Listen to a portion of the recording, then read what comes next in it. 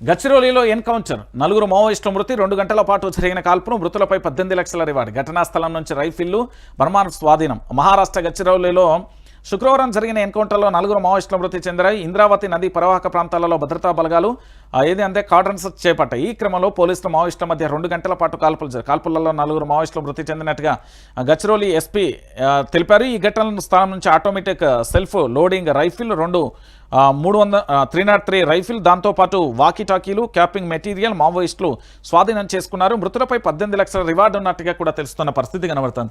ఓ పక్కన తెలంగాణ, ఛత్తీస్గఢ్, జార్ఖండ్కు సంబంధించి మహారాష్ట్ర పూర్తిస్థాయిలో భారతీయ జనతా పార్టీకి సంబంధించి కేంద్ర హోంశాఖ మంత్రి అమిత్ షా సారథ్యంలో పూర్తిస్థాయిలో మావోయిస్టుల మీద హుక్కుపాదం అయితే మోపారు. వాళ్ళని అంతమొందించడమే లక్ష్యంగా కొనసాగుతుంది. మావోయిస్టులు శాంతి చర్చల పేరుతోని ఇక్కడ ప్రజా సంఘాలు, రాజకీయ పార్టీలకు సంబంధించి పూర్తిస్థాయిలో కూడా వాళ్ళందరూ కూడా చెప్తున్న పరిస్థితి కనబడుతుంది.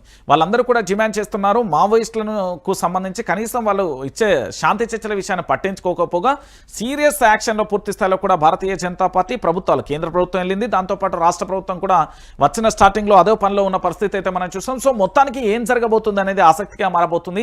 ఈ మావోయిస్టు వర్సెస్ పోలీసులు, Maoist versus military, Maoist versus ఖనిజ సంపద, మావోయిస్టు వర్సెస్ కేంద్ర ప్రభుత్వం, మావోయిస్టు వర్సెస్ రాష్ట్ర ప్రభుత్వం, మావోయిస్టు వర్సెస్ రాజకీయ నాయకులు, మొత్తానికి ఏం జరగబోతుంది అనేది ఉత్కంఠగా మారబోతుంది.